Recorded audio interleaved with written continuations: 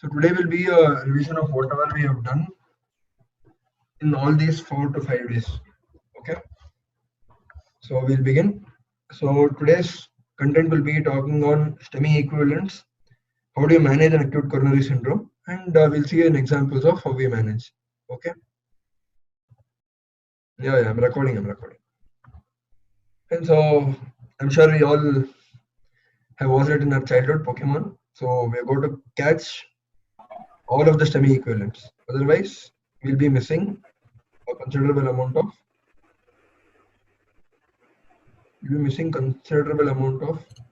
patients that can be saved. Gaurav ಅಲ್ಲೊಂದು dairy ಇಟ್ಟಿದ್ದೀನಿ ತಗೊಂಬರೋಗ. Please mute yourselves. Yeah. Okay, so this is what we saw, the cutoff for ST elevation. So normal ST elevation in males less than 40 is more, so 2.5 millimeter. So when does it become significant is when you call it significant ST elevation in male less than 40, it should be more than 2.5 millimeter in only these two leads. In all the other leads, it is greater than 1 millimeter. In males more than 40, it is 2 millimeters. In females, just remember 1.5 and on. Okay. So I hope this is clear. So we discussed this yesterday. So the next thing is, so we look at the variants or what all we should discuss. Okay. So I start with this. This is called as Garbosa criteria for diagnosing MI in presence of LBBB. So what do we mean is, so whenever there is left bundle branch block, so the ST elevation will be, the ST segment will be opposite to the previous QRS complex. So we saw that. So this was called as rule of appropriate discordance. So whenever we have a concordant ST elevation more than 1 millimeter in any lead or in V1 to V3, in V1 to V3, ST depression should be there. So concordant ST depressions. And initially this was proposed that discordant ST elevation more than 5 millimeter. So even in presence of LBBB, if the ST elevation is more than 5 millimeter, they said it is all these favor a presence of ischemia in the presence of bundle branch block. But what was the problem is, they did this Garbosa criteria was done based on only elevation in the cardiac biomarkers. So further recently it was modified. So this is called as Smith's modification, wherein he said whenever there is a LVH, disproportionate LVH, that time this can happen. The ST elevation can be disproportionately high and the S wave can be disproportionately deep. So he said that we'll take the ratio of the ST elevation to the depth of the S wave. So with a lot of his studies, he found that if this ratio, so this is the ST elevation that is going to get. So this is the ST elevation that is there. So this is the PR segment as the baseline. So this is the ST elevation that is there. And from here you take the depth of the S wave. So if this ratio is more than 0.25, if this ratio is more than 0.25, this indicates that there is ischemia present. Okay. So this is Smith's modification. Okay, very useful. Although AHA has not completely taken this criteria, but lot of in practice it is very useful. Okay. So that is about Smith's modification of Garbosa criteria. Okay. So there's this pattern that was described. Okay, so are you seeing this, some peculiarity in these waves here? Okay, so there is more than 1 millimeter of ST depression, and then this wave looks like a hyperacute T wave. This looks like a hyperacute T wave.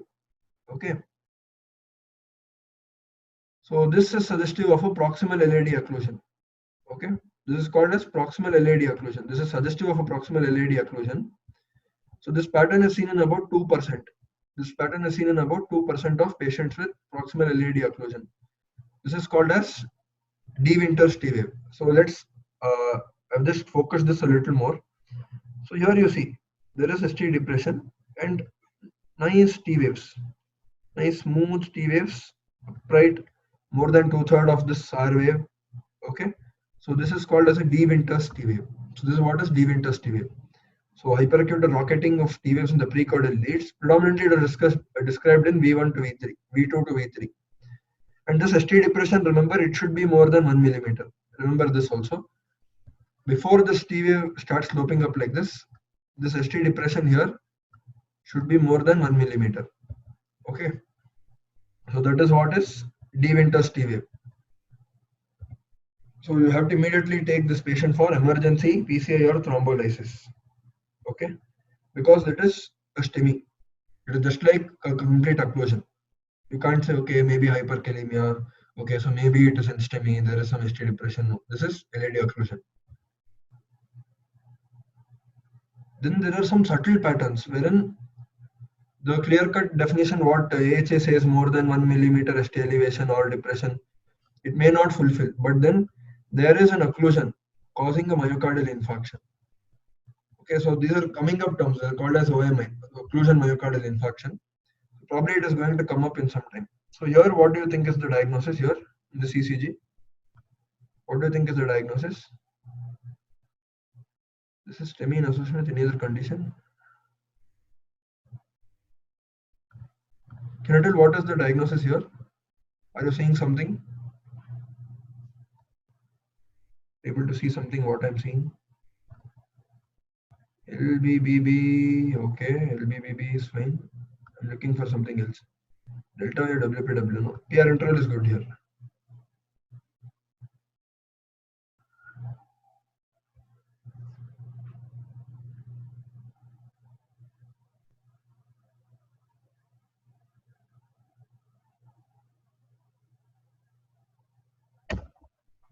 So what do you think is the diagnosis here? So are you seeing some ST elevation here?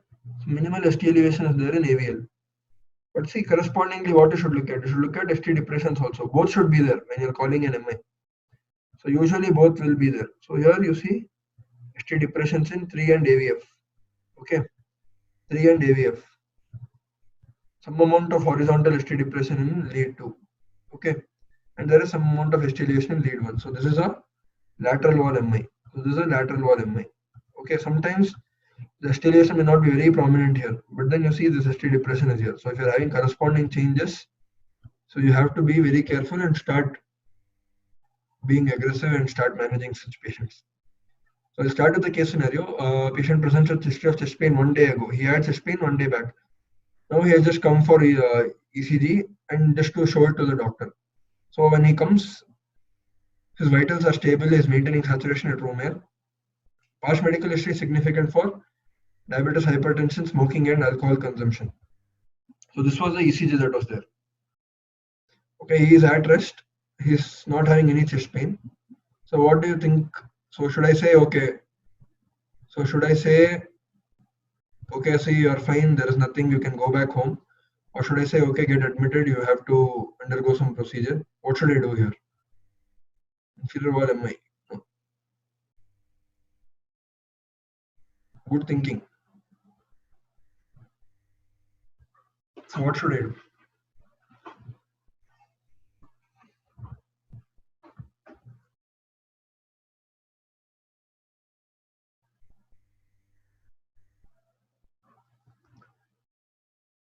I don't know if you've heard of this.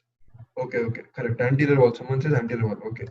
So are you seeing this unique pattern here? So when you look at this, so you're seeing some biphasic T waves. You're seeing some biphasic T waves. Okay. So you're seeing it in lead V2, V3 also, and some extent up to V4. Okay. So this is what is called as, someone knows what is it? It's called as Wellens. This is called as a Wellens syndrome. Okay. It's called as Wellens syndrome. Yes, exactly. So this is called as Wellens syndrome. So this indicates there is an anterior wall. This is the anterior wall occlusion. So there is some occlusion at the level of the anterior wall. Okay. So how do you diagnose Wellens syndrome? So you see here, predominantly there are two types that were discussed, type A and type B. So type A, it was biphasic. Okay. Type B is completely inverted like this. And this patient may be chest pain free when the ECG is taken, and very minimal elevation of the cardiac enzyme.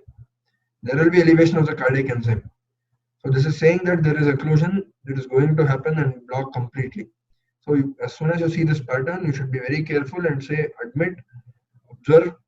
So if you're very sure that this is Wellens, you can take up the patient. Okay, so see, this is how the pattern is. Initially pattern A, then it worsens into pattern B, and then see, it is completely from A, it has transitioned to type B here. Okay, so this is Wellens. This is also very common. Why I'm telling this is because these are all must not miss diagnosis. So this is the same thing I showed you. So initially it was like this. Then there is a series of changes that is happening. Okay, so this is one more pattern that is described. So if you imagine a fish like this, sorry, my diagrams are not very great at drawing this. So something like this. And let's say this is a shark. Okay.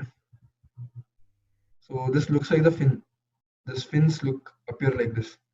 So the ECG here also appears like that, like the fin of a shark. Okay, so this is also called as a shark fin pattern. Also called as shark fin pattern. They're all just morphologically. So here, if you see, you're seeing very good ST elevations here in the lateral lead. You're seeing ST depressions in the inferior leads. Okay.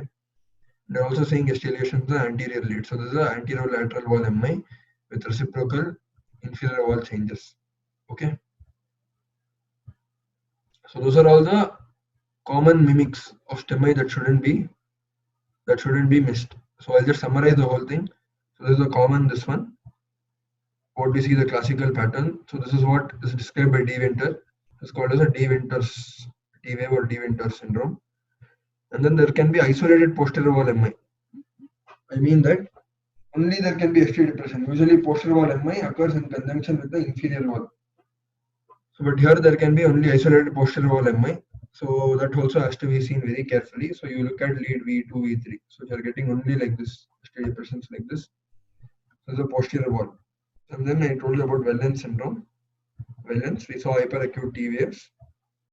And this is what I was telling you about. This is a shark fin pattern. This is a shark fin pattern. Okay. And then this is Garbosa criteria, what I told you. In presence of a left bundle branch block, how to diagnose. So this is the modified Garbosa criteria written here. So it's called as a Steve's modification, Smith's modification. His name is Dr. Stephen Smith. He works in US. Okay. So that is about all the patterns. So we'll come about how do we manage acute coronary syndrome very briefly. I'll focus more on what is required. So this is called as evidence-based medicine. So for every medicine that you give, there is something called as a recommendation. So there are classes, class 1, class 2 and class 3. Class 1 is you should give. Class 2 is you may be considering it. Class 3 is you should not give. Okay. So how does this recommendation come? This is based on the evidence that is there. So evidence A means it is very good. So it is a meta-analysis that is there. Evidence B, you are going to derive this based on the randomized control trials. And evidence C is just based on expert in that field. So just based on that, you are going to come up with the recommendation. Okay, so we'll start with how do you diagnose? So initial diagnosis is based on 12-lead ECG recording, and so the recommendation is as soon as the patient comes within 10 minutes, you should have the diagnosis. Okay. So whenever you think that there can be a posterior wall that can be extended, you do a posterior leads. Okay. And if you're thinking a RVMI, you do a right-sided lead. So 15 lead or 18 lead ECG. So you can do if you're thinking that there is high chances that is there. So you see the evidence is class 1 recommendation. So this is what we are telling. This is what the Garbosa criteria. In ventricular paced rhythm also, you can use the same Garbosa criteria. We're not going to paced rhythms, I'm just saying. And isolated posterior wall MI, I told you. Leave this for now. And so these are the terms that is described. So this is called as first medical contact. FMC means first medical contact. So the time at which the patient first is meeting a hospital service or medical service. So it can be at the level of the physician, a paramedic, a nurse, or an emergency trained personnel that is there who can interpret the ECG and give the diagnosis in 10 minutes. And he can give some initial intervention. Let's say patient has some ventricular tachycardia or some ventricular fibrillation. That person must be equipped to give shock or defibrillation. Okay, so once you have made that, you have made a diagnosis of a STEMI. So let's say you made a diagnosis of STEMI. So once you have made a diagnosis of STEMI, so then the decision depends on whether you have to thrombolize the patient or you want to take the patient for PCA. What does PCA mean? Means percutaneous coronary intervention. So through the skin you will go. So through the skin where you will go, either you will go to via the radial artery or you will go via the femoral artery. So once you go, So you're going to somehow reach the coronary. So once what you do when you reach there is you're going to inject a dye. So that is called as angiogram, coronary angiogram. You're going to inject a dye. And if there is a significant amount of block, you are going to put a stent. So this is what includes in PCI. Okay. So this is called as primary PCI. So if you're not thrombolizing and you're going directly for PCI, so emergency coronary angio with the infarct related artery. IRA means infarct related artery. So let's say you're thrombolized and then you're referring the patient. This thrombolysis was not successful. So that means you do an emergency PCI. Okay. Then there is early PCI strategy after fibrinolysis. You have done a successful thrombolysis, but you want to confirm, so you'll do a angiogram. Okay, when should it be done? Within 22 to 24 hours after a successful thrombolysis. Okay. Pharmacoinvasive strategy when you combine both fibrinolysis with rescue PCA. Okay. These are the terms. So this is the flowchart you should remember. So the point of first medical contact, patient has symptoms. So the first thing is he's going to meet a emergency medical service. So first medical contact. So within 10 minutes, you have made the diagnosis of STEMI. So if it is a non-PCA capable center or PCA capable center is the next question. If it is a PCA capable center, you take up for PCA. If it is a non-PCA capable center, then you see how long will it take for the patient to get PCA.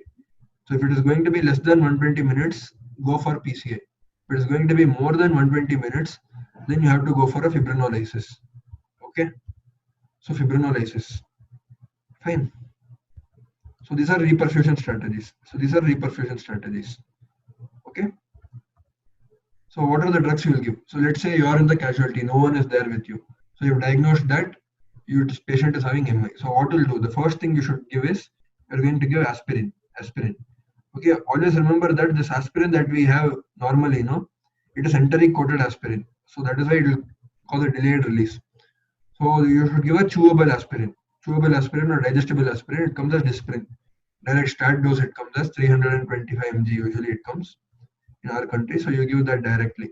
Okay, ask him to swallow. And then you'll give clopidogrel. So if you're sure that the patient is going to be taken up for an MI procedure, you give 600 mg. Okay, so these two things we'll be giving. Okay, and then you're going to give statins. Atorvastatin you give because it is a lipid soluble, it is a water soluble statin, so it will stay in the blood only and it will diffuse. It won't diffuse randomly everywhere. So atorvastatin you will give 80 mg. Stat doses, when they say you give stat drugs, these are the drugs that you will be giving. Other drugs that you can give is ticagrelor that you can give. So ticagrelor it comes in the brand name called as Brilinta. So it comes as 180 mg stat followed by 90 mg. So this all you may not be required for you. So this is what is the first drugs that you should give. So let's say you want to go for a thrombolysis. Our country still, this is what is being done. Okay. Most of the centers we do a streptokinase thrombolysis. So that vial comes as 1.5 million units. So you mix that in 500 or 100 ml of dextrose or saline, normal saline. You put it in that and you give it IV over 1 hour. Usually over 1 hour we give. Okay. And when you're giving that, so you should look for improvement in the chest pain. You look for, so let's say this was the ST elevation. So then the ST elevation will start reducing. So reduction in the ST elevation, or there is something called as reperfusion arrhythmias. So what we call as an AIVR. Okay, so these are the things that you look for. Okay, these are the signs of successful thrombolysis. So best is immediate resolution of chest pain. Okay, other than that, you can give altiplase and retiplase or tenecteplase. These are the doses. Not required to remember, but you should remember streptokinase. Commonly given 1.5 million units, put it in 500 ml of NS or dextrose and give it to the patient. Okay. So what are the contraindications for fibrinolysis? So when you should not give fibrinolysis? So whenever there is a previous intracranial hemorrhage, there can be increased risk of stroke again. And if there is a recent ischemic stroke in the preceding 6 months, if there is an ongoing bleeding disorder, non-bleeding disorder, or GA bleed that is happening, so these are the things there. These are the absolute contraindications. Okay, so in these conditions you should not give. Okay, so what is the recommendation is? So once you have initiated this one, fibrinolysis, you should also continue with anticoagulation. So you should also continue with anticoagulation. For how long you should continue is up to 8 days you can continue the anticoagulation. So most commonly what we use is enoxaparin or low molecular weight heparin. This is called, it comes as Clexane. Commonly it comes as Clexane. This is a brand name. So it is low molecular weight heparin. So initially you'll give an IV bolus followed by subcutaneous. Okay, it is given based on the weight. That is not required. Okay, and then there is something called as, that is for, how do you manage? This is for STEMI. This is for STEMI. All this is for STEMI. Okay, ST elevation myocardial infarction. Suppose I have a non-ST elevation myocardial infarction. So that time you will do something called as risk assessment. Okay, so whether it is intermediate risk, high risk, or very high risk. Okay, so if it is very high risk or high risk, so you will immediately take the patient for an angiogram. You immediately take the patient for angiogram. So you can also calculate something called as a Gray score. They're all automated calculators that is available. So you calculate the Gray score. So you look at the clinical assessment. You should assess the clinical presentation of the patient. If the patient is going into shock, if the patient is having persistent chest pain, is not improving with the anticoagulation you're giving, he started developing complications like a ventricular septal rupture or some cardiac tamponade, something like that he starts developing. So all these are very high risk. Okay, so these are the assessment you will do. So you can read this up. So one is the Gray score, and look at this always diabetes. Diabetes, if there is some amount of CKD, some heart failure previously. Okay, so all these are high risk. So you will take immediately such patients for angio. So there's something called as immediate invasive. Early invasive means you will do an angiogram within 24 hours along with anticoagulants and antiplatelets.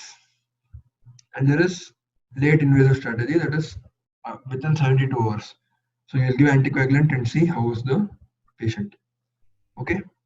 This is about briefly about the management of ACS. I'm not gone into detail of how long you'll continue, all that is there. There is no protocol like that.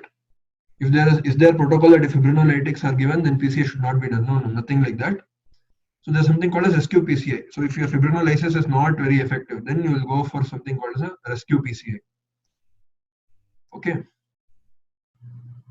Until now, is it clear? Management of MI. You remember fibrinolysis, how to do a thrombolysis? You will be doing it in your internship and all. Okay. So yeah, if so much is clear, we'll start with interpreting ECGs. So we'll try to summarize what all we have learned in all these days. So whenever you're seeing an ECG, these are the methods you should go. So you look at the standardization first, look at the technical details. So you look at whether there is lead misplacement or not. All that you're going to look at in technical details. And then you look at the rhythm. So whether it is a sinus rhythm or a non-sinus rhythm. So you know how to identify. So you look at the P wave, positive in 2, 1 and AVL and negative in AVR. Okay, that is the rhythm. Then look at the rate, whether it is tachycardia, bradycardia, whether the rhythm is regular or irregular. Then once you know that, that will help you calculate the heart rate. Once you calculate the heart rate, you look at the intervals. So look at mainly the PR equal in the QT interval. So after that, what you look at is you look at the axis. These two can be interchanged. So you look at the axis. So whenever you have a left axis or right axis, think of the causes behind it. So whether there is an RVH, is there a bundle branch block? Is there some pre-excitation? Is there some old MI that can be possible? So as soon as you see the axis, you will have to think of all that. Then look for chamber enlargement, either LVH or RVH, or LA enlargement or RA enlargement. And then there is something called as PQ RST changes. So that means look at the P wave. So is there any abnormality in the P wave? So any hypertrophy or anything. Then look at the Q waves. So where all you can see Q waves. So normally you should see it in the lateral lead. So if you're not seeing that, or you're seeing Q waves in the inferior leads or leads that you shouldn't be seeing. So in the anterior leads, in V1 to V4, you're seeing Q waves. That means there is some ischemia or old infarct that is there. Then you look at the R for R wave progression. So you look at the R wave progression. Then you can also look at the hypertrophy by using the R waves. Then there is ST changes. You look at the ST elevations or depressions. Okay. Then there is blocks. So you look at the bundle branch block if there are any. Okay, so the algorithm is clear, the approach is clear. Okay, so we'll start. So start interpreting the CCG. Today it will be only you will be answering.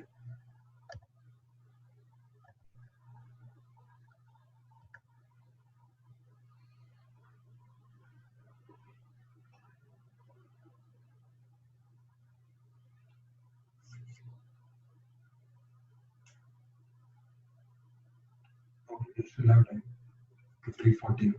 Okay, start answering. Whatever your findings are seeing, you start answering. Someone has asked me, can we do both fibrinolytics and PCI? No, sir. See, fibrinolysis is not the data that says is depending upon the fibrinolytic agent that is used, it is not going to be 100% effective. They found that PCI is a little more effective than fibrinolysis. And there are a lot of controversies in that. We won't go into that. The bleeding risk will be more if you're doing both. PCI is what you're going to go on angio, you're going to put a stent, and you're going to dissolve whatever thrombus that is there. That is PCI. So by doing fibrinolysis along with that, the bleeding risk will increase. So we don't do that. Yeah. The CCG, come on, start answering.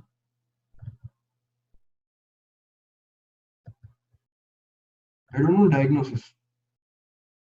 Just say what all you're seeing. Okay, I'll go with this. Yeah. Yes, very good. Sinus rhythm. Yes, very good. That's all correct. So someone has said, is it normal? Yes, exactly. It is normal, absolutely normal. Okay. So don't be scared to say it is normal because identifying what is normal and abnormal is what makes all the difference. Okay. So that should be very clear whether it is normal or abnormal. Once you know it is abnormal, what is the abnormality is next. But you should be able to define this too first.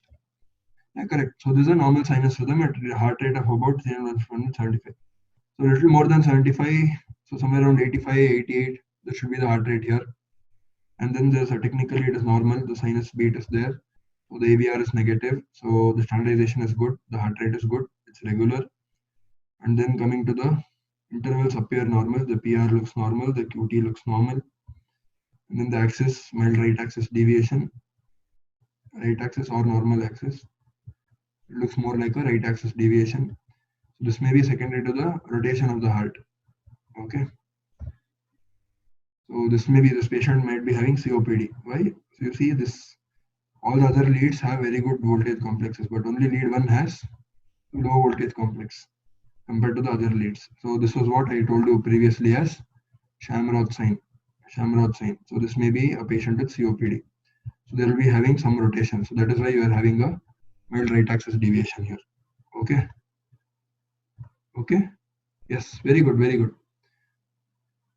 Deep S wave in V2. Yeah, that is secondary because of the rotation. So imagine this is the heart and it is rotated a little in this direction. So it has become something like this. So then the V2 will be more prominent. So we will get some deep waves there. Okay. Yeah, someone repeated how to look for. So sinus rhythm means the SA node is the pacemaker. So that means you will get positive P waves in 2, lead 1, lead AVL, and it should be negative in AVR because this is the direction. So AVR is going to show negative wave because the P wave is directed away from it. Okay, along with that, there is they say P wave axis should be around 40 to 75 degree. Well, that is not required. Remember so much. Okay. So yeah. Now you tell me what is there. Why RAD? Because of COPD. And this you tell me.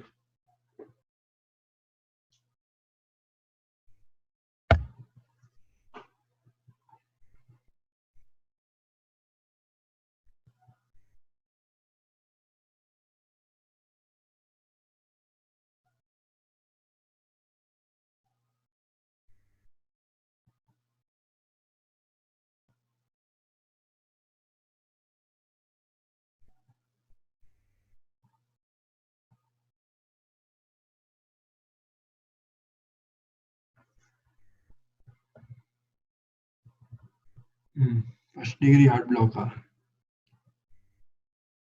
Okay.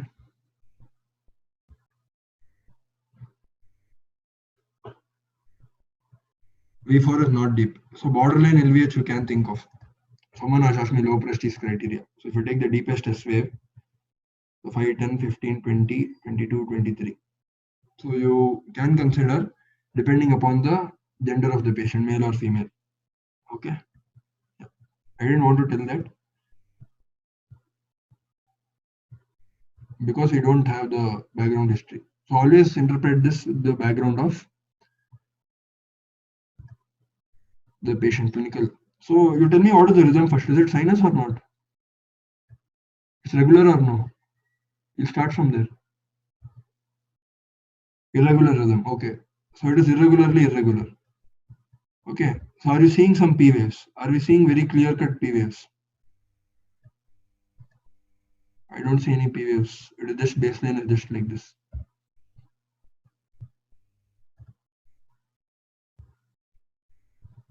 Yeah. So we are not seeing P waves. So if you are not seeing P waves, so then how do we calculate the heart rate? So calculate for 2 seconds and multiply by 30. So to calculate for 2 seconds, how many boxes I should get? 10 boxes, no? So 1 is 0.2. So one big box is 0.2. So if I start from here, we'll count 10. 1, 2, 3, 4, 5, 6, 7, 8, 9, 10. I'll draw it here. So how many QRS I have? 1, 2, 3, 4, 5, 6. So 6.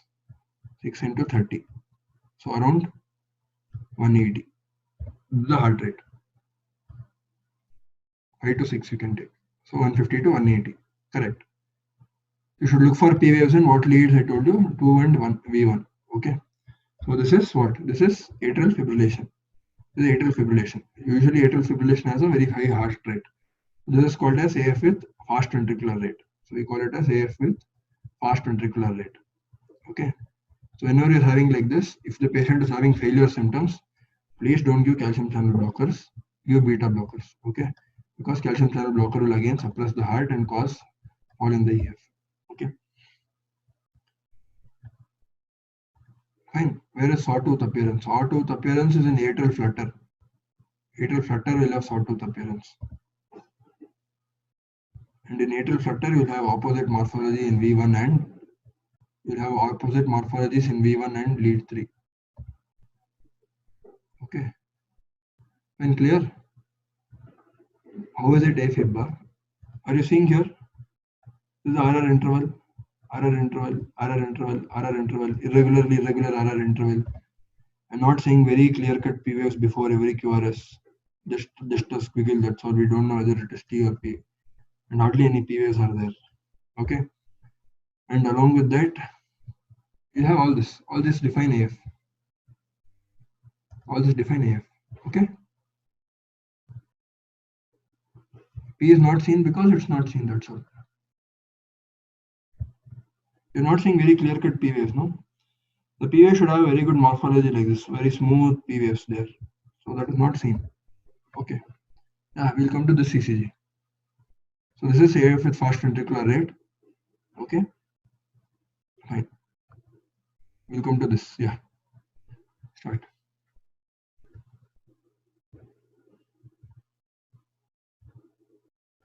What about distillation V2, V3? How much is distillation? Very minimal, no? That's why I said you 2.5 to 2 millimeters normal. That's why you should remember that. That's why everything you should correlate now. Short PR. Okay, short PR. Short PR. Up to 3 is normal, no? 1, 2, 3. Exactly 3 here. Here also 3. That is 3. Okay. Fine. Then what all are there?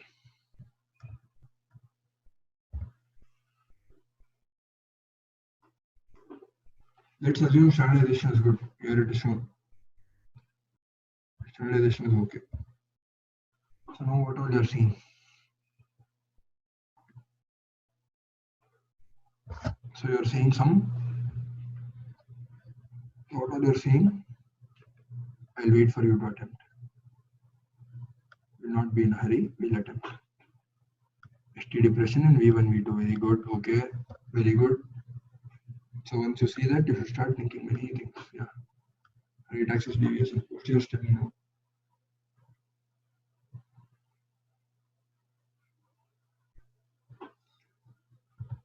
Okay. R wave progression is defined as, if the R wave in V3 is less than 3 millimeter, you call it as poor R wave progression. But yeah, you can say there is a delayed progression. Yeah, there is something else that is very glaring here.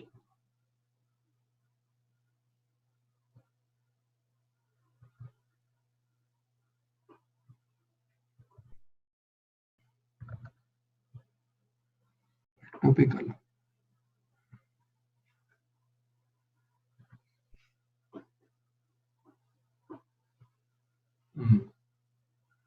Okay, very good. Fine. So there are many things. I'll go with this.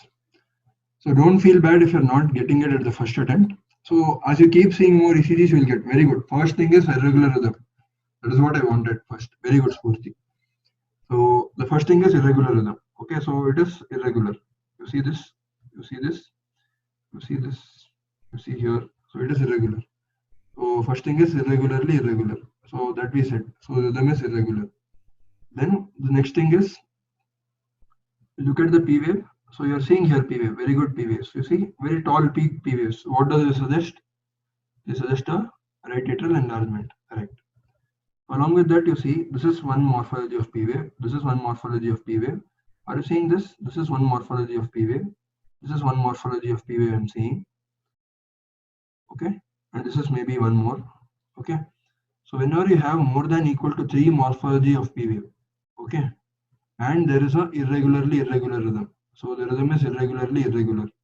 Okay, so we call that as a multifocal atrial tachycardia.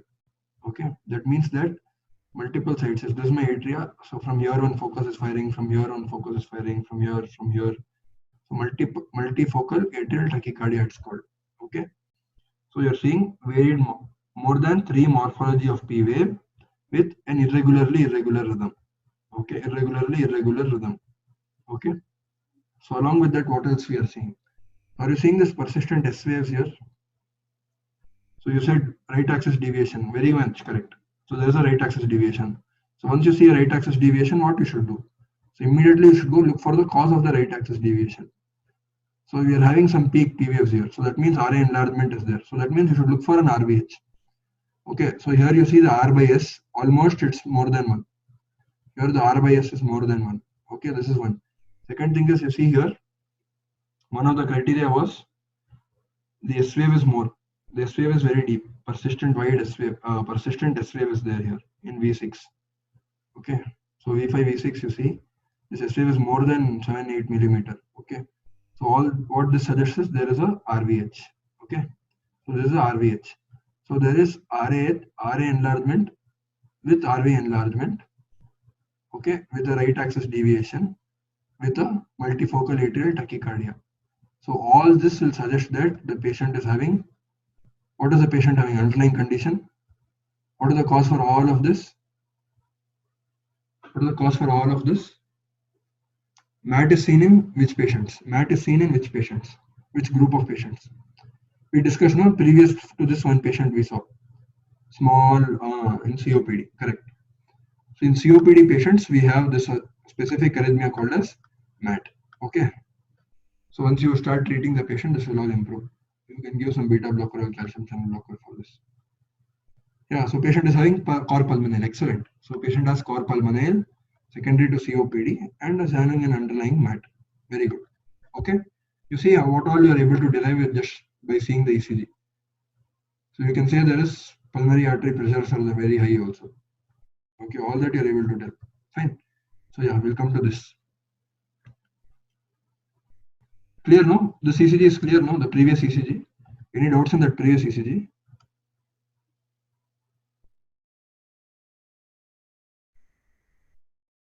Any doubts in the previous ECG?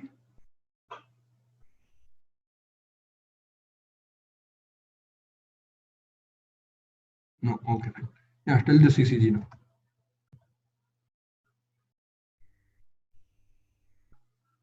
It's okay if you're not able to see. Don't jump into the diagnosis. We don't want the diagnosis.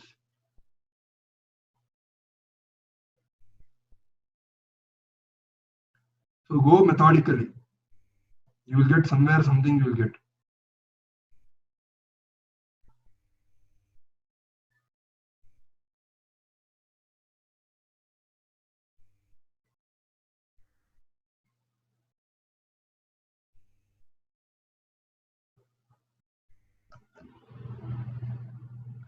Mm, let's see what I'll. Yeah. Okay. Yes. Good. Good. Good. Good. See, for basic first, if you're getting the heart rate, the rhythm, you're able to calculate. You're able to calculate the axis, and if you're able to identify hypertrophy and MI, if so much you're able to do, I'm more than happy. This much is sufficient as you begin. Then other things keep getting added up as you keep seeing ECGs, as you keep seeing patients, all that will get added up. Okay. Yeah. Fine. So you're seeing this. So yeah, someone has told. Okay. So here we have a well standardized 12-lead ECG showing a P wave, positive P wave into and AVL. So AVL is negative here. And obviously it's negative. The whole QRS is negative, so the AVR is also negative. So once we have that, the rhythm appears regular. The heart rate is about 300, 150, 100, around 100. Okay, with some amount of sinus arrhythmia. And then what I told you, look at the axis. So one is positive, AVF is positive, so we have a normal axis. So once we have a normal axis, then look at the interval. So we see that the PR interval is short. The PR interval is very less. So are you seeing here? So I'm seeing 1 and 2, and then it's just taking off. Here you see 1 and 2 and taking off. So it is less than 3 millimeters. So that means that there is some amount of pre-excitation that is happening. Okay. So here you see carefully, you are seeing this upslope in the wave here. So if you see carefully, you will be able to pick it up. So it's going like this, like this. So this wave is the, what is this wave called? What is that wave called there? The name of the wave, yeah. What are those waves called? Everyone? No, no, no. What I marked. Not ta wave, ta wave. Ta wave is here, here. I'm saying here, here. Are you seeing this? You're able to appreciate this shoot off like this, and then it is going like this, then coming like this. So this is a delta wave, delta wave, delta wave. So you're able to understand. You see here, you see this P wave, and you see this QRS. So do you think that such a short PR interval, do you think the atria will conduct it to the ventricle with such a short time? No. You need some delay, no? So that will be there. Yeah. So this is a delta wave. Very good. So this is a delta wave. Very good. Very good. This is a delta wave. So what do you think is this? This is called as WPW pattern. This is called as a pre-excitation pattern or WPW pattern. If this patient develops symptoms, you call it as a syndrome. Okay. So you can actually localize where the bypass tract is and all. It is just for academic discussion. That's all. Because confirmatory will be only through electrophysiologic studies. Okay, fine. So yeah, that ECG is clear. So this ECG will start. So you tell me what all you're seeing. This may not be that clear, but yeah. Let's see. Inverted hockey 6 in the previous ECG. Yeah. No, no. Whenever we have pre-excitation, no, it will behave like a bundle branch block. Like the Q and R wave will be opposite in direction. Okay. Inverted hockey stick color. You can think if only there is background history. Okay. Yeah, this one. This may be a little. We'll see. Your observation skills. But try to cover most of it. We'll see how much we're able to cover.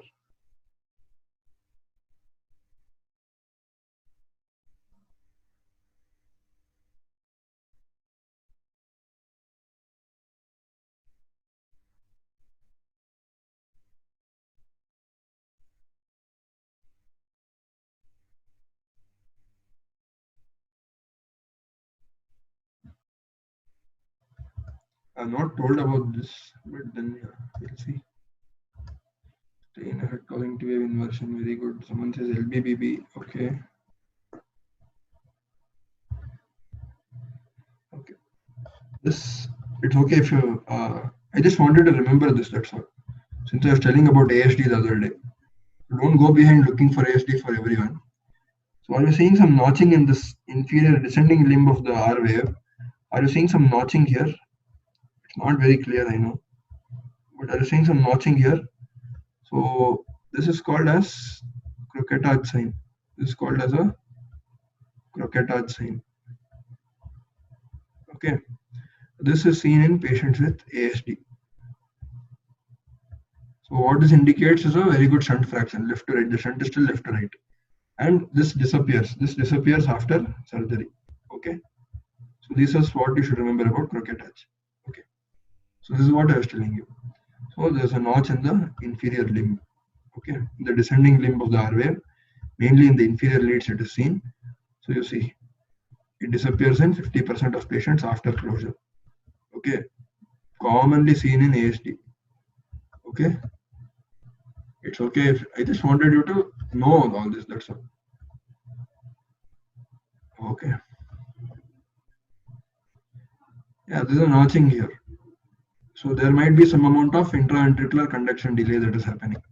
That is what a notch basically implies, that there is some delay in the conduction in the ventricle. Okay.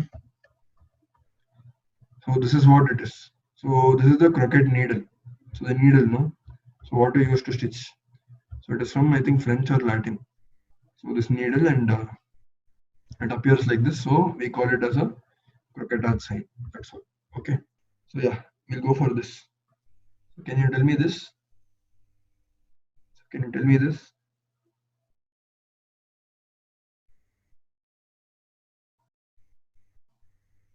So look at, yeah, there are so many things to look at, but yeah, tell me.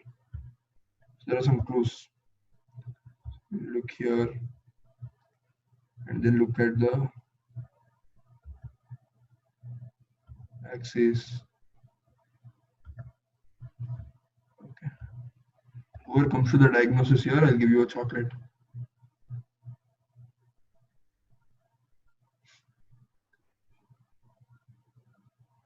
The PR will be short when we have delta. Nothing is just some amount of intraventricular conduction delay. Don't come to the diagnosis, yeah. So tell me what all is there. So we have a normal sinus rhythm. We have a normal sinus rhythm. 2 is positive, AVL is positive, AVR is negative.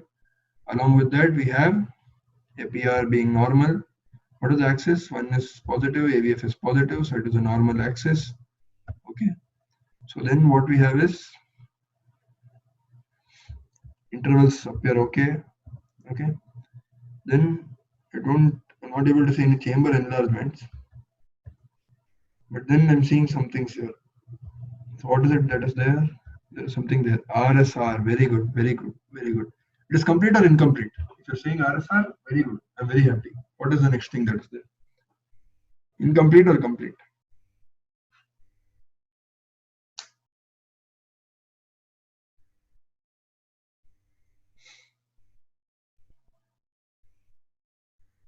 Correct. So what did I tell you about incomplete RBBB? Should look for something. What you should look for? What you should look for when you have an LBB, RBBB?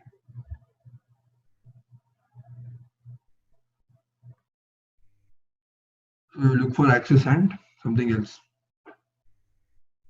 You want to confirm the presence of something. You want to get an echo for something. To rule out some problem. Yeah, you'll think of vesicular blocks after the bundle branch block. But then, yeah, correct. Okay, correct. I want to rule out a bifasicular block. So here you see the axis is normal. Okay. So when I'm coming to the P wave, I'll tell you this P wave, this P wave you see is negative in the inferior lead. So it is negative in lead 3. Okay. So this is one classical point. Okay. So when you have a negative 3 lead 3 and you have an RBBB, incomplete RBBB, okay. So you should think of what is this? Sinus venosus ASD. Okay, you should think of a sinus venosus ASD. You will look mainly, that's why I told you that day. So you'll have some low atrial rhythm that is there. Okay, so this is sinus venosus ASD. So then actually from a journal I took this. Sinus venosus ASD is rare. Okay, so this is what is sinus venosus ASD. So RBBB with, so once you see an incomplete RBBB, auscultate carefully. Look for any axis change. So is it an ostium primum, ostium secundum, and all that. So yeah, you tell for this, we'll see. This is maybe some 10-year-old child comes with failure to thrive, recurrent chest infections, and this was the ECG. Child is crying. Okay.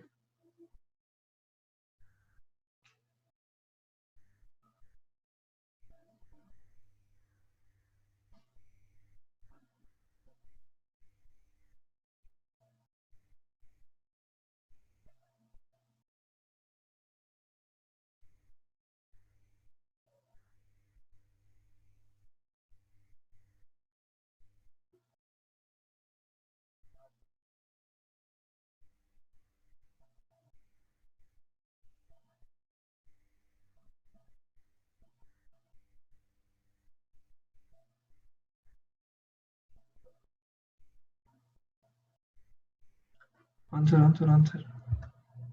There are so many things. Yeah, very good, very good. P is not negative anywhere. Yeah, P is negative anywhere. This is negative anywhere. Okay. You can tell whatever you feel like. See, because we are all learning. So even I am learning with you. It's not like I know about ECG and all.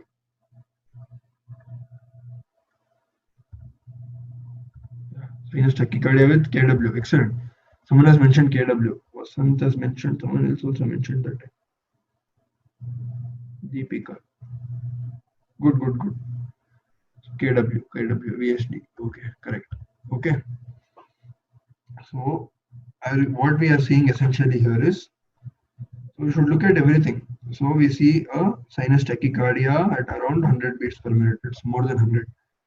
Okay, and then what is the next thing is? So it is a normal sinus rhythm, sinus tachycardia around 100. Then we look at intervals. So interval looks okay. Chamber enlargement. So after intervals, we look at the axis. So we have one is positive, AVF is negative. So there is a left axis deviation. So once we have a left axis deviation, so we look for the cause for a left axis deviation. Okay. So if there is a LVH, if there is a left anterior hemiblock, okay, all that is there. So then we look for the enlargement. So you see here, very deep here. The PU is very deep. So there is a left atrial enlargement. Along with that, there is an R by S that is more than one. So there is an RVH also. Along with this, there is an RVH. Okay. And then here you see there is a peak P wave. So this means there is a right atrial enlargement. That day someone was asking, so how do you diagnose biatrial enlargement? So this is how you diagnose. So see, one lead is showing one atrial enlargement, one more lead is showing one more atrial enlargement. Okay. So this is left atrial enlargement. Okay. So we have this, then we have an RVH here. Okay. Then we have biphasic T waves here. So this is suggestive of a KW phenomenon. If KW is there, we have a biventricular hypertrophy. So we have all the four chambers that are hypertrophy. Okay, so that is what we have essentially here. Okay, so this turned out to be a ostium primum ASD. In ostium primum ASD, what will happen is patient will have an endocardial cushion defect. So patient will have coexisting mitral incompetence or mitral regurgitation. Okay, along with that, patient will also have a conduction defect. So patient also has a left anterior hemiblock. So I'll come to the criteria. Here it fits the criteria. If you see, there's a QR complex in lead 1 and here, and there's an RS complex in 2, 3, and AVF. So this is a criteria for a left anterior hemiblock. Okay. So one of the reasons for a left axis deviation in a primum ASD is this hemiblock. Okay. Fine, clear? The CCG is clear.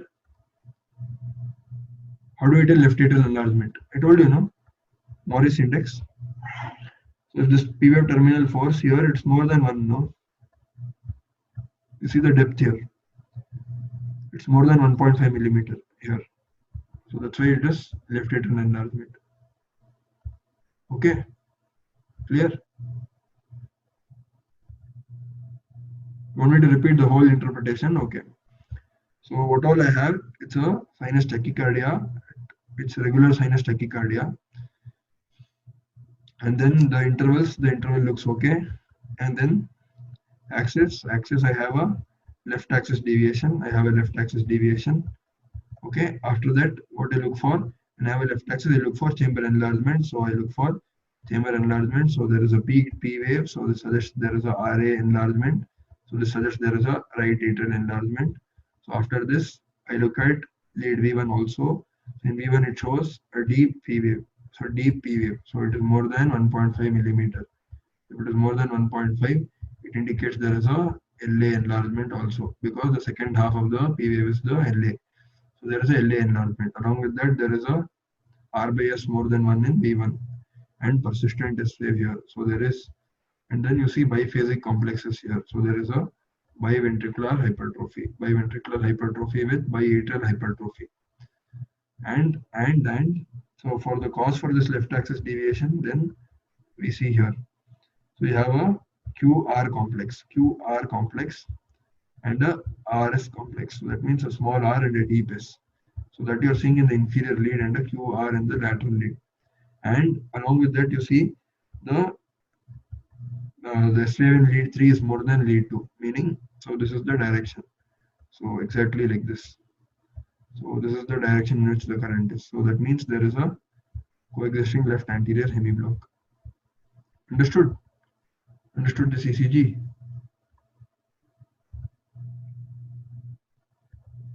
You're not able to see my screen. Okay. This is the P wave. This is P wave. This is the T wave. QRS, this is the T wave, and then this is the P wave. Okay. Now clear that P wave. Width in lead to height. Height is for RA. Width is for LA. Okay. The ECG is clear. Can I proceed ahead? Why is P inverted where? In lead 1? In lead V1, that's because of severe LA hypertrophy. Because of severe LA enlargement, the P is inverted. Okay, fine. Yeah. So this is what I was telling you. To diagnose a hemiblock. So if it's an anterior hemiblock, so you'll get a left axis deviation. I explained how yesterday. Okay, so you see here. So you see an RS complex. You see an RS complex here, and a QR complex in the lateral lead. So QR in the lateral lead here. And here you see the R wave is more than the lead 1 and the S wave here is more than lead 2. Okay. So these are features of a left axis, left anterior hemiblock. So that's what I was telling you. A QR complex in the limb leads and RS complex in the inferior leads with an abnormal left axis deviation of minus 45 to 60 degree. Okay. So left anterior fascicular block in the presence of right bundle branch block suggests ischemia. So RBBB, I know how weak, I'm sure. So RSR in V1, wide S7, V6. Okay. So this is clear. So this is the criteria for left posterior hemiblock, exactly opposite to left anterior hemiblock, which means that you get RS in these leads and QR in the inferior leads. That's all. Okay. So this is about. Okay, fine. So yeah, you start. You tell this now. We'll see.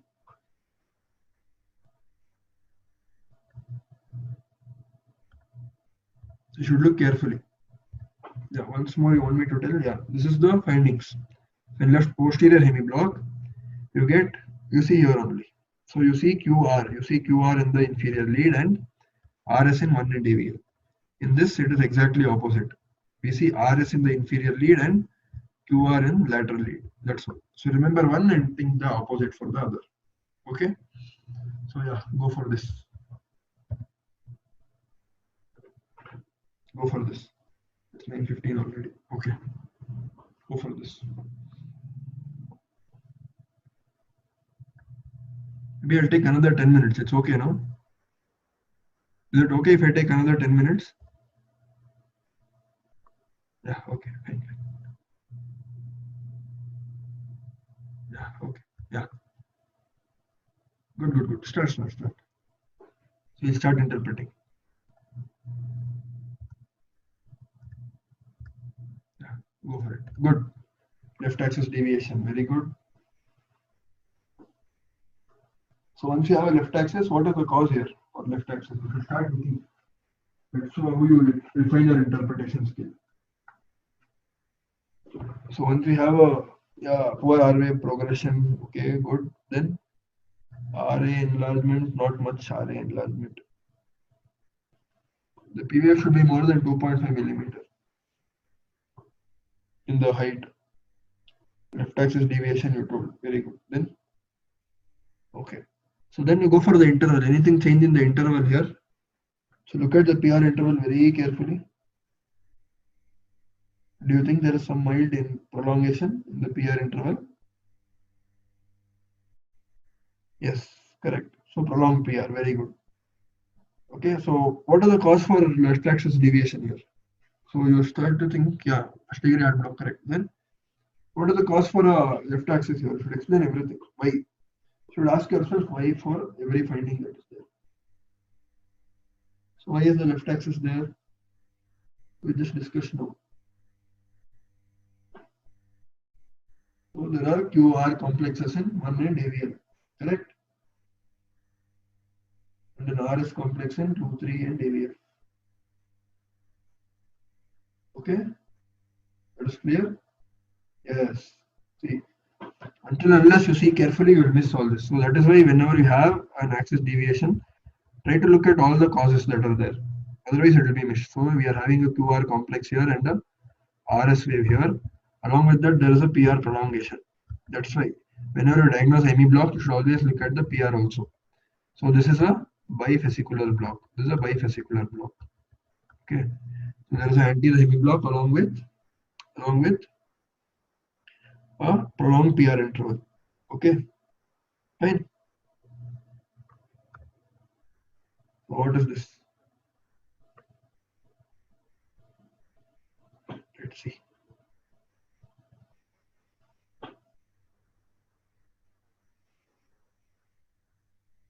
Let's see. This you answer in detail. No progression, okay.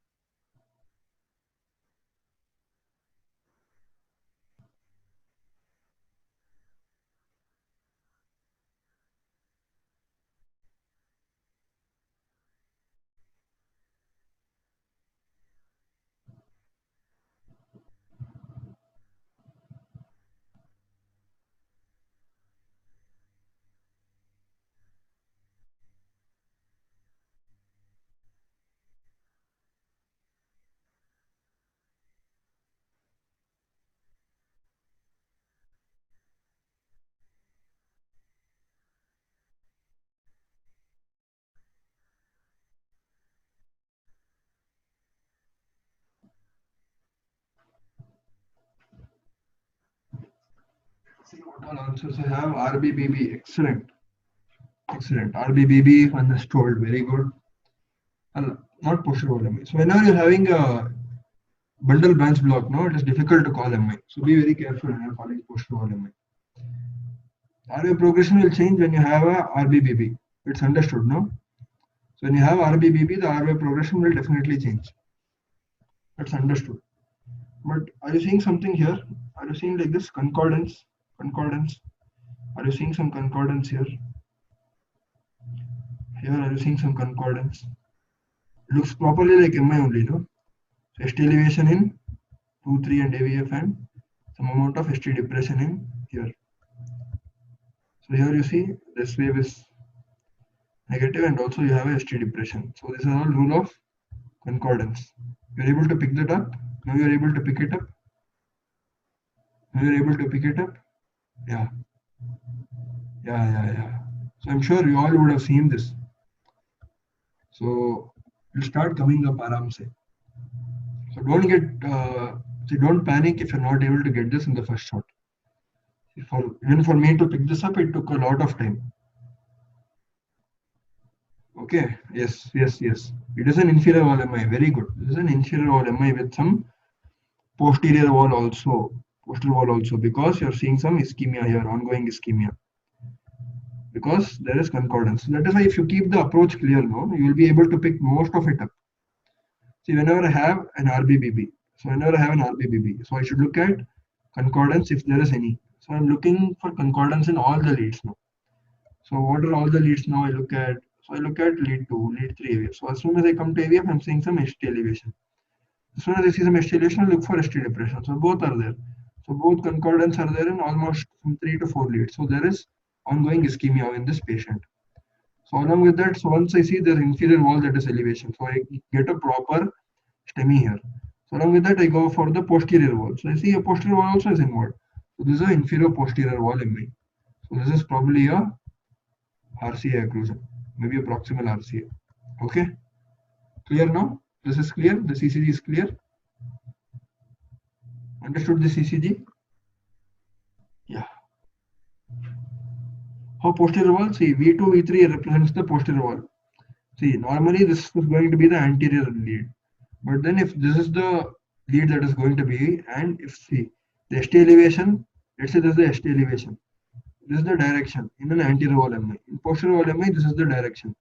So the ST elevation is going to go away from me. So that means this lead is saying there is ST depression. So this is exactly opposite to the anterior wall. So I'm going to get ST depression. You see here there is ongoing ischemia here. Okay, ongoing ischemia. Fine.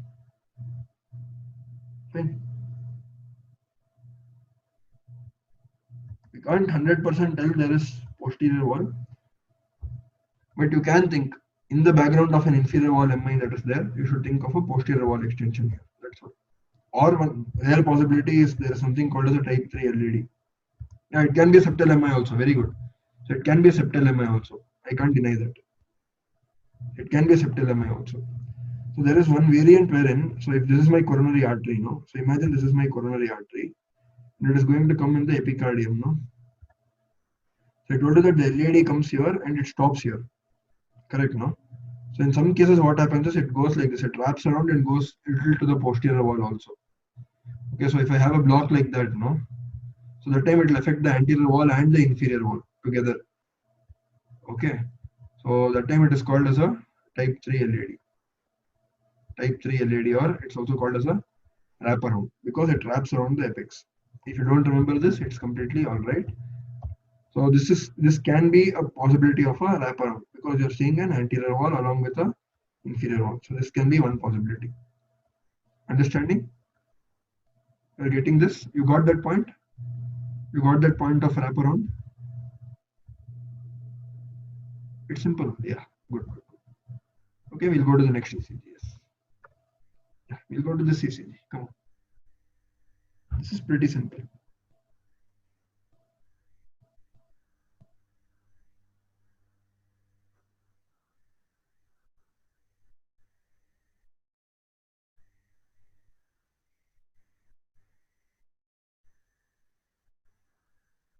So there is a normal sinus rhythm. Roughly you tell heart rate and all. You don't have to calculate. Yeah, I'm sure we all know to calculate heart rate. So everyone is clear with heart rate calculation. No? Everyone knows how to calculate heart rate here. No?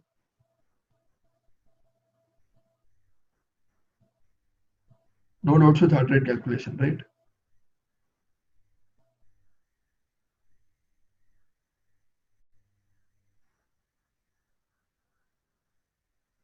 Correct. Everyone is correct. Okay. I'm assuming everyone knows to calculate the heart rate. So we'll proceed with the other parts. So then anything else is there? LVH? Any LVH is there? Any LVH is there?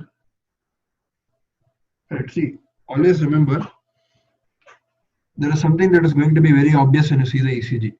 Okay. So don't jump into that. So look at the other things because everyone will pick that up. But then you should be able to pick up what others don't pick up. So that is the secret in ECG. So you see here, I'm seeing some Q wave here. That's okay. So it's a lateral wall. Okay. So I'm seeing an ST elevation in 2, 3 and AVF and some ST depressions in lead AVL and lead 1. Okay. Along with that, I'm seeing this R wave that is more than 11 millimeter. Okay. This is one of the criteria for LVH. Okay. This is one criteria for LVH. So there is some LVH that is there. So along with this LVH, there is an inferior wall MI. So once there is an inferior wall MI, you will see whether there is some posterior wall extension. So maybe there is some posterior wall that is affected here. Along with that, you see here there is a lateral wall, anterolateral wall. So there is V4, V5, and V6. So there is a lateral wall and an inferior wall that is affected. Okay. So probably this is because of what artery? What artery will supply both the lateral and the inferior? LVH. So this is one criteria. If the R wave in AVL is more than 11 millimeter, you can call it as LVH. One voltage criteria. That's all. Left coronary, yeah. Which coronary? So left coronary has two, no? LAD and LCX. So here we are seeing that the lateral wall, and the inferior wall also is affected. So that means there should be some artery that is supplying here as well as down. So which it can be only the LCX. Okay. So that's why I said there can be some posterior wall involvement also here. Okay. So that is what we are having essentially. Understood now? How we diagnose even the artery territory involved? Yeah, see, that is not the only criteria that we use. S in V1 and R in V5, V6, more than 35 is not the only criteria. That's why I said ECG is not very specific for LVH. I just said there can be some LVH there, that's all. Okay. Here there is no LVBP. Here there is no LVBP. Okay. Clear? This is clear? Fine. Yeah, we'll go to this. We'll see how attentive you were. 10 minutes. I'll try to finish soon. Yeah. Tell me. There's something very classical in this ECG. Whatever I discussed today. Not sharp. Maybe you're not understanding the name. Yeah. Correct. I'm sure you all identified that. You identified this, no? I'm sure we all identified this. You identified this? Everyone identified this? This wave you identified? Everyone could identify that wave? Yeah. So this is called as D. Winter. D. Winter. It's name of the scientist. His name was D. Winter. So we called it as D. Winter. Okay. So in case you guys do some thing like this, they'll call it in your name. Yeah. D. Winter. D. W-N-T. D. Winter. So we said no anterior wall elevation should cause some ST depression in the inferior lead. So here we are having, see, you're seeing this horizontal ST depression. You are having T wave inversion and ST depression. So we are having an evidence for a reciprocal change also. Okay, fine. Yeah. What is this?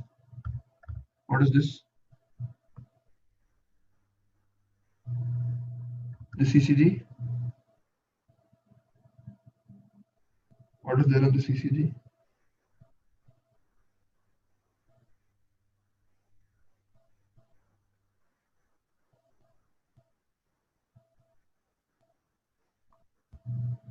A lot of things I'm seeing. Yeah. Okay. Anterior wall MI correct. Anything else you're seeing?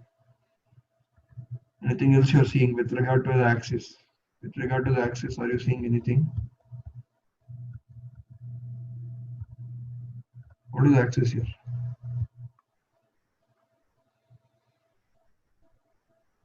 So what is the cause for LAD here now? Good. Excellent, everyone. Everyone has told there's a left axis deviation. What is the cause for a left axis deviation? I'm sure everyone knows. Common causes what all are there? There can be an LVH.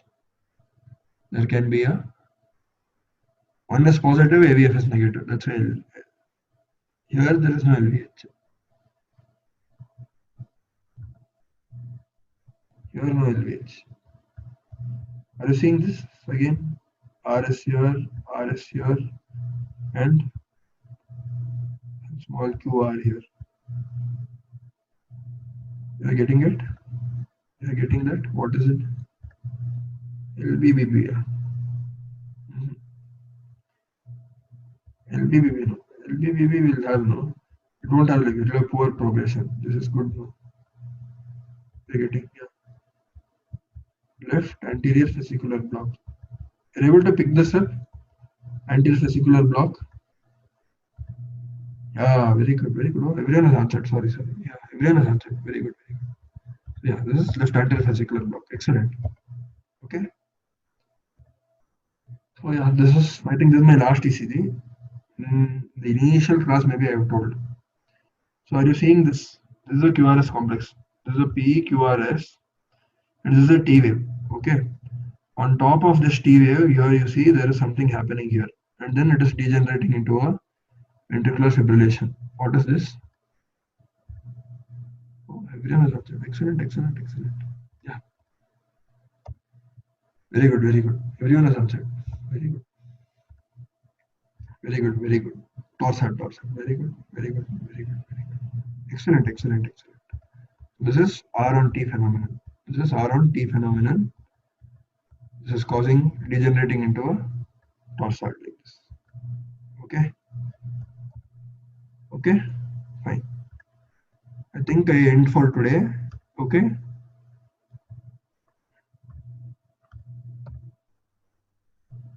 So, do you guys understand at least something about ECG? You guys are confident? Why LFB and previous ECG? Someone has asked. Okay, here you see there is a RS complex here, RS complex here, and a QR complex here. And the axis here is left axis deviation. Okay, so all this is in favor of a left anterior hemiblock. And background also you're seeing, here you're seeing an MI also. So LHB is common in ischemia. Okay, clear? So my last no. Yeah. Okay. Yeah. So someone might ask, what are the references to use? See, if you are very much interested in electrocardiology, you can use this book. It is very extensive, very exhaustive. You can use this as a reference whenever you want to read. So if you want to little light read, this is Basic and Bedside Electrocardiography by Balthazar. Okay. If there is no reciprocal changes, it is not always STEMI. So TV inversion have many causes, but in the proper clinical context, it can be STEMI. Okay. So always practice. See, I'm sure all of you have understood basics of ECG. Okay. So with this basic, you can build up whatever is there. I'm not on purpose made it very exhaustive. There are some more things that are there, but with the basics, you can build up the foundation. So if the foundation is good, you can start building that up. So you can start reading up. So all things will be, yeah. So all things will start falling into place. For the ECG examples, I have told this book, you can read these books. So Podrit's real world ECG. Sorry, this is real world ECGs. And then there's this ECG in practice by John Hampton. So I would suggest you start with this. This has about 8 volumes of only practice ECGs. So you start with this first and then go to this. Okay? Fine. Thank you everyone. Okay. So any doubts, anytime you can contact us. You can put it in the WhatsApp groups. We'll be able to answer this. Okay. Feel free. Any ECG you are finding difficult in the ward you're seeing or something, you can message anytime in the group. We'll be able to answer this. Okay. Fine. Happy learning. Yeah. This is my last session. Okay.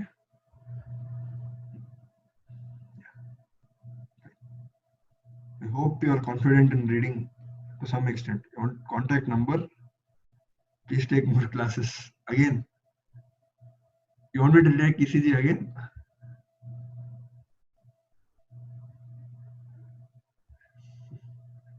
Okay.